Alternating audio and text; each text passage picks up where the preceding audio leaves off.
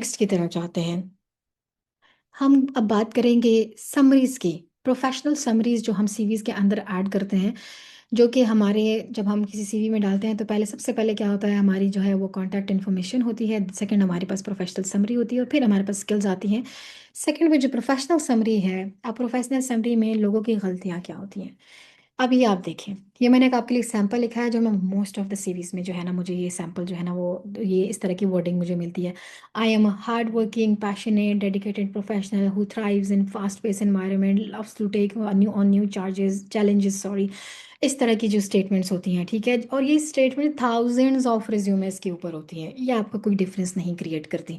क्योंकि जो समरी होती है ना उसके अंदर हम यही देख रहे होते हैं, सबसे पहले पहले समरी में यहीं से वहीं से पता चल रहा होता है कि कैंडिडेट कितना प्रोफेशनल है। समरी जो होती है वो आपके कैरियर का एक ग्लिम्स है, एक क्रक्स है आपकी सीवी के अंदर जो आपने 1-2 पैराग्राफ के अंदर एक रिक्रूटर को शो करना होता है, ठीक है? उसके अंदर आपने बड़े अच्छे से पहले आप अपने नाम से स्टार्ट कर लें, ठीक है? अपना ईयर्स ऑफ एक्सपीरियंस डाल दें, देन उसके बाद अपनी अचीवमेंट्स और अपनी एक्सपीरियंस, आपकी एजुकेशन, आपका करियर का एक बैकग्राउंड, एक पूरी एक चीज़ जो है ना वो आपकी सीवी के अंदर आप सॉरी सीवी नहीं, आपकी जो प्रोफेशनल समरी है, उसके अंदर वो चीज़ लाज़िमन आनी करना है। सबसे पहले तो आपने बी कंसाइज़, ठीक है? अपनी समरी को 1 से 2 पैराग्राफ के अंदर लिखें, उससे ज़्यादा नहीं लिखना आपने, ठीक है? कोशिश करें कि 1 पैराग्राफ के अंदर डाल दें, 1 नहीं है तो कोई बात नहीं 2 पे भी जा सकता है, लेकिन बहुत ज़्यादा लंबा ना कीजिएगा, ठीक है? वो भी थोड़ा एक अनप्रोफेशनल लगता है क्योंकि इतना लंबा समरी पढ़ेगा कौन, ठीक है? सेकंडली आपने अपनी समरी के अंदर मेंशन करनी है, अपनी आपकी जो है ना हाइलाइट करनी है अपनी एसेंशियल स्किल्स, ठीक है? आपकी टॉप स्किल्स क्या हैं, आपका एक्सपीरियंस क्या है, आपकी रिलेवेंट एजुकेशन क्या है, ठीक है? रोल स्पेसिफिक रहना है, ठीक है? आपकी समरी उस स्पेसिफिक रोल के हिसाब से होनी चाहिए, ठीक है? और अपनी वैल्यू भी उसके अंदर ऐड करें कि आपने फॉर एग्ज़ाम्पल जो आपका एक एक्सपीरियंस है और इतनी इन स्किल्स के हिसाब से आपने क्या-क्या अचीव किया। अब आपकी जो हम बात कर रहे हैं कि उसमें आपने जो समरी है, समरी को आप जब 2 पैराग्राफ लिखेंगे ना तो आपने सबसे पहले देखिए मैंने बताया मैं आपको फिर दोबारा एक शॉर्टकट उसमें बताती हूँ कि आपने स्टार्ट करना है इस तरीके से कि जिस रोल के लिए आप अप्लाई कर रहे हैं उसके बारे में 1-2 लाइनें लिख के फिर आपने बताना है आपके कितना years of have 8 years of experience 10 2 जितना भी है आपने एक्सपीरियंस लिखा। देन आपने क्या किया कि आपने एक छोटा ग्लिम्प्स दिया 1-2 पैराग्राफ में अपने पूरे एक करियर का, ठीक है? एक शॉर्ट ग्लिम्प्स जिसको पढ़ के उस बंदे को समझ आ गई कि oh! This is the crux of that CV, ठीक है? कि ये तो इस सीवी का पूरा क्रक्स है। इस बंदे ने तो ये सारा कुछ किया हुआ है जो मुझे चाहिए कि मैंने ये स्किल्स है मेरी, मैंने इतने साल जो है ना इस स्पेसिफिक रोल में काम किया हुआ है, मेरा ये एक्सपीरियंस है, मैंने ये अचीव किया, ये मेरी एजुकेशन थी, मेरा बैकग्राउंड इस एजुकेशन से है, ये मेरी डिग्री है। अपने छोटा-छोटा करके सारा कुछ मेंशन करना होता है, ठीक है? आप इसके लिए चैट जीपीटी भी यूज़ कर सकते हैं, आप उसको प्रॉम्प्ट दें, ठीक है? या अपनी पूरी सीवी उसके अंदर आप कॉपी पेस्ट करें, आप उसको बताएँ कि now right according to my skills, my CV. आपने मेरे लिए एक प्रोफेशनल समरी लिखनी है, वो आपको एक बहुत बेस्ट किस्म की समरी लिख के देता है, लेकिन फिर उसको आपने ह्यूमनाइज़ कंटेंट करके अपनी सीवी में डालना है। कोशिश किया करें एग्जैक्ट चैट जीपीटी वाला कंटेंट या एग्जैक्ट जो आपका जो फॉर एग्जांपल जो वहाँ से आप उठाते हैं उसको एग्जैक्ट मत डाला करें क्योंकि most of the time ATS में वो चीज़ें जो है रिजेक्ट हो जाती हैं।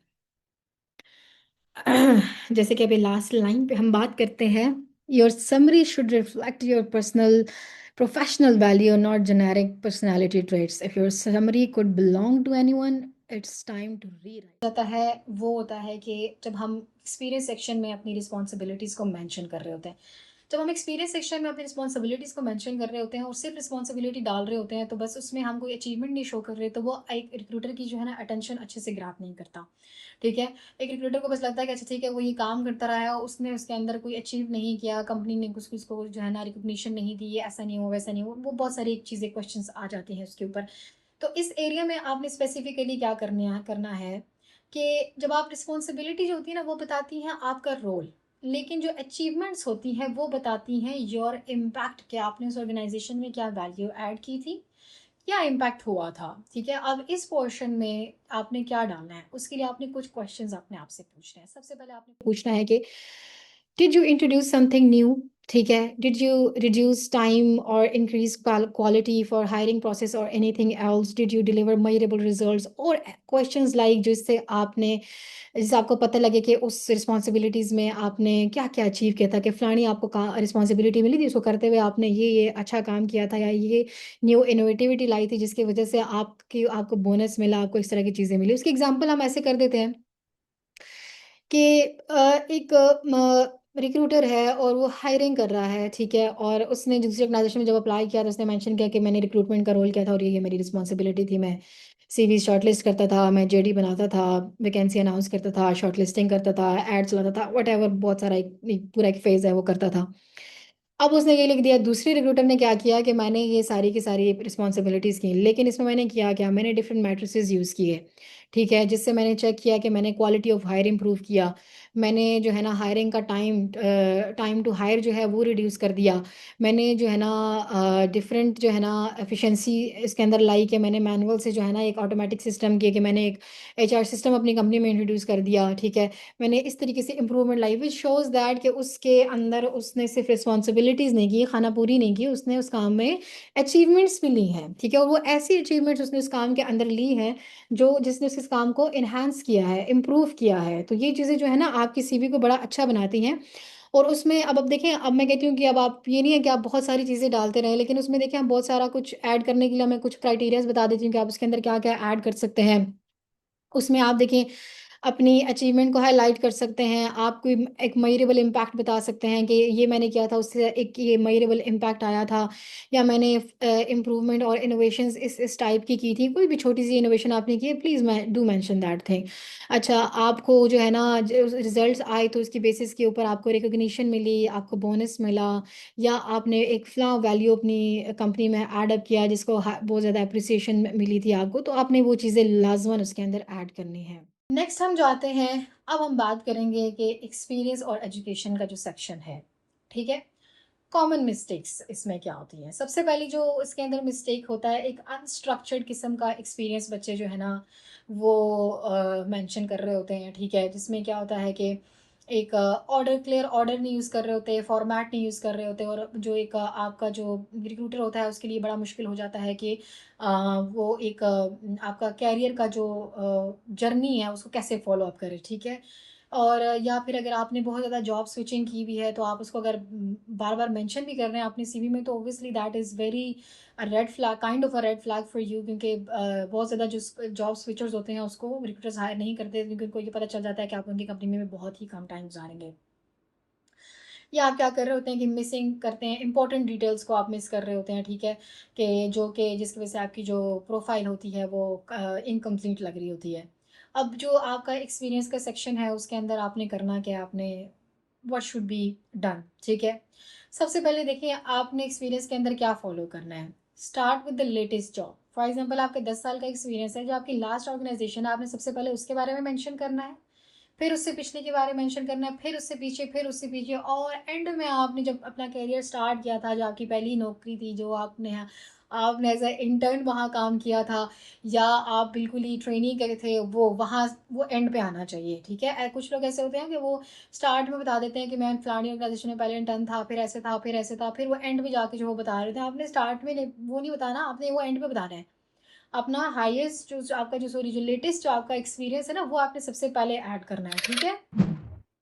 अच्छा, उसमें फिर आपने एक तो ये कर लिया कि लेटेस्ट कंपनी बताई, सेकंड आपने उसके अंदर क्या करना है, आपने कंपनी का जो नेम है, ठीक है, एक तो वो प्रॉपरली मेंशन किया करें कि फ्ला ऑर्गेनाइजेशन, फॉर एग्जांपल किसी ने सिस्टम्स लिमिटेड में काम किया हुआ है तो उसने मेंशन करना चाहिए कि सिस्टम लिमिटेड है, अलोंग विद दैट आपका जो जॉब टाइटल है, आप मेन स्टैक डेवलपर थे, आप फुल स्टैक डेवलपर थे, आप डिज़ाइनर थे, आप क्रिएटिव लीड थे, ये आपने पूरा मेंशन करना है। उसके साथ आपने, मैंने जैसे पहले मेंशन किया कि रिस्पॉन्सिबिलिटीज़ प्लस अचीवमेंट्स आपने मेंशन करनी है। फिर अपना जो टाइम ड्यूरेशन है ना, काइंडली वो कोशिश किया करें वो प्रॉपर बताएं कि फॉर एग्जांपल आपने अक्टूबर 2021 से दिसंबर 2024 में उस ऑर्गेनाइजेशन में काम किया, तो एग्जैक्ट उसी तरह बताएं आप, ठीक है।